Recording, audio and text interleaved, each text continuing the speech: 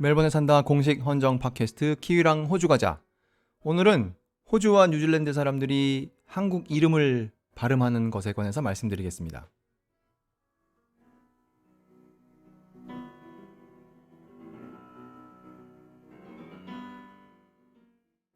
오랜만에 녹음을 올립니다. 제가 요새 회사 일이 바빠서 녹음을 할 시간이 없었어요. 그래서 오랜만에 이제 녹음을 하게 됩니다.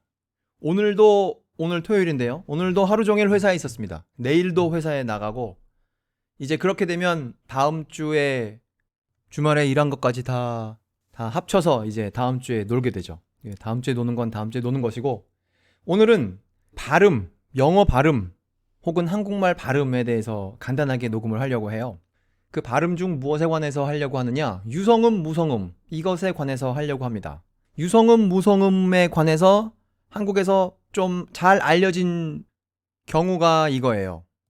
부산 국제영화제, 그거를 왜 과거에는 P로 시작했었죠? PUSAN으로 오랫동안 썼다가 이제 언젠가 바꿨는데, 왜 서양 사람들은 우리가 부산이라고 하면 그걸 P라고 적는가? 이제 그거에 대해서 말씀드리려고 해요. 이제 그거에 대해서 말씀드리면, 왜 김 무엇이라고 하면 저쪽에선 킴이라고 하는가? 혹은 이쪽에서 박 무엇이라고 하면 저쪽에서 그거를 P로 시작하는 그런 성을 적는가? 이제 그것과 다 이제 같은 내용이 되는 것이죠. 근데 부산이 제일 잘 알려진 소재니까 그걸 가지고 말씀을 드릴게요.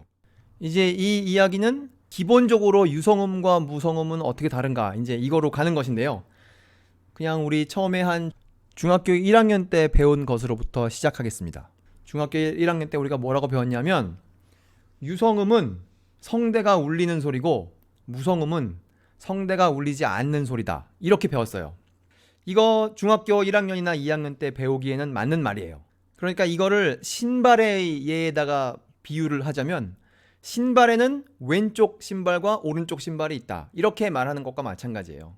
그러니까 아주 어렸을 때 신발에 짝이 있다는 걸 모르는 아이에게는 왼쪽과 오른쪽이 다르다는 걸 가르쳐 줘야 되겠죠. 그럴 때는 왼쪽이 있고 오른쪽이 있다는 걸 말하는 게 맞습니다. 안 그러면 왜 애들이 왼쪽에 신어야 될까 오른쪽에 신고 막 그걸 모르잖아요. 불편한지도 모르고 그냥 걸어 다니죠. 말해주기 전까지는. 하지만 이제 더 자라서 왼쪽과 오른쪽을 확실히 구분하게 되면, 이제 신발에는 다른 것들을 구분할 게 많죠. 대표적으로 크기를 구분해야 되고, 그 다음에 무엇으로 그 신발을 만들었는가, 그 재료가 뭐 여러 가지 있을 수 있지 않습니까? 무슨 가죽으로 만들었냐, 천으로 만들었느냐, 뭐 천이라면 어떤 천이냐, 뭐 그런 다양한 것들이 있지 않습니까? 그러니까 그거를 우리 다시 유성음과 무성음으로 돌아가면, 우리는 그 왼쪽과 오른쪽까지 배운 거예요. 그리고 그 다음에는 배울 기회가 없었죠. 어떻게 보면 뭐 배울 필요가 없었을 수 있어요, 우리끼리는. 그런데 거기서 배운 것만 가지고 세상에 써보니까, 지금 아무리 우리가 부산이라고 천천히 부산이라고 해도 저쪽에서 들으시는 양반들은 P라고 적는 것을 보면, 뭔가 그거 왼쪽과 오른쪽만 구분하는 거 말고 또 다른 것들을 구분해야 되는 것이 있는데, 그것이 뭔가 빠진 것이죠. 그게 단순히 우리 중학교 2학년 때 빠진 것이 아니라 그 이후에도 우리가 그거를 거의 배울 일이 없습니다. 그래서 이제 그 부산이라고 하면 P로 적고, 김씨라고 하면 K로 적고, 박씨라고 하면 P로 적고, 이런 일이 벌어지는 것이죠. 제가 어떻게 하면 그거를 B로 적게 하는지 오늘 끝에 가서 말씀드릴 거예요. 이렇게 말씀드리니까 꼭 약장사 같군요. 영어에 그런 말이 있죠. Timing is everything. 그 언제 무엇을 하느냐 하는 것이 모든 것이다, 이런 말이죠. 그러니까 타이밍이 전부인 거예요. 이 세상의 모든 것에 타이밍이 전부인 것이죠. 그러니까 타이밍보다 중요한 건 없는 겁니다. 타이밍이 제일 중요한 것이죠.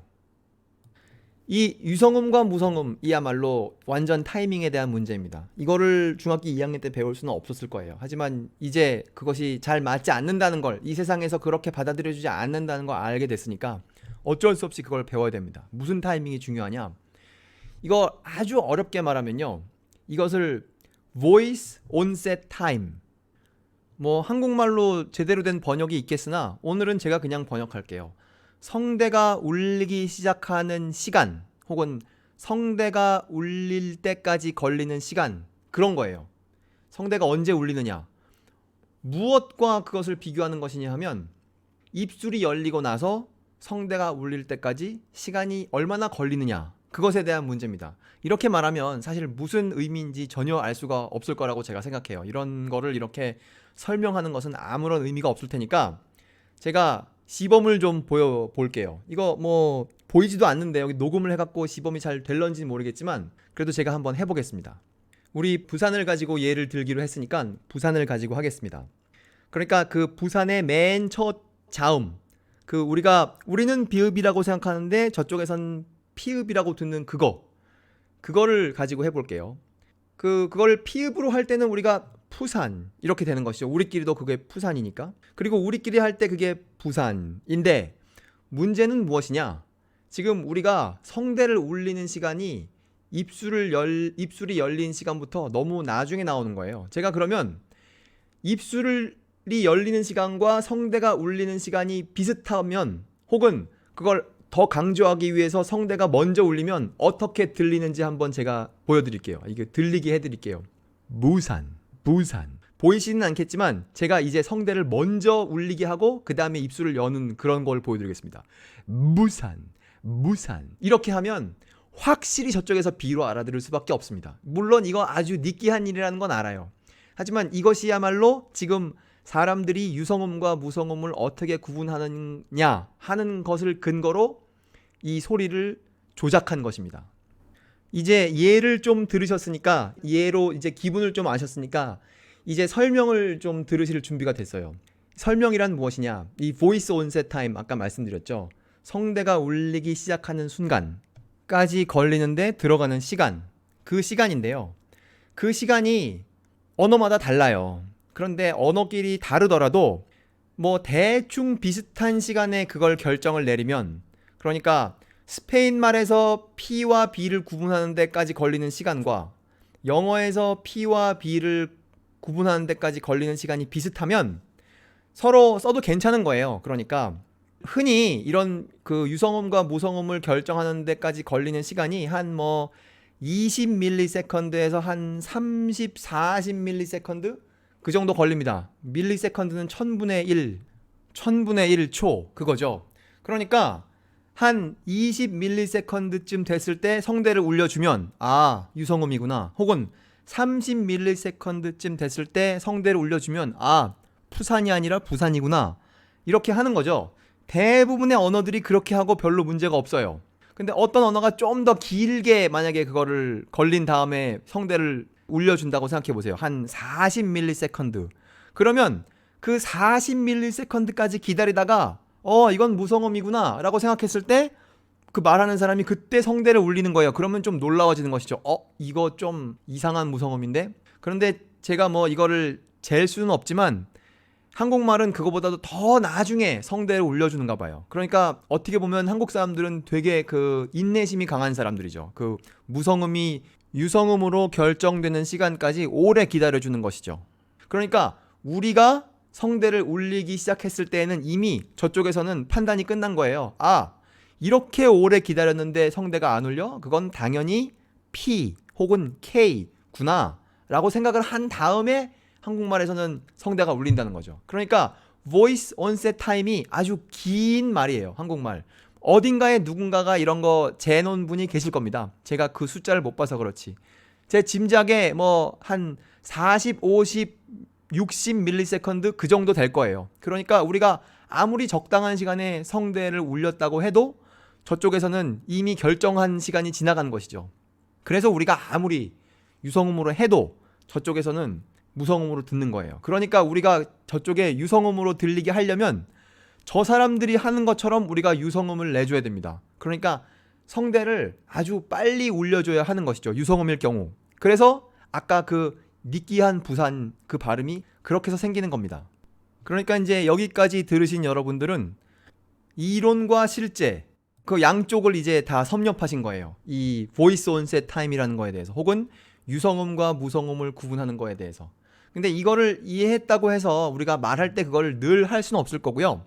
어떤 중요한 시점에, 그러니까 그 부산국제영화제를 정말 P냐 B냐를 결정해야 될 때 그걸 꼭 B로 듣게 하려면 그 B로 듣게끔 말을 해주면 되죠. 부산국제영화제. 부산국제영화제 와주신 분들 반갑습니다. 이렇게 할 수 있죠.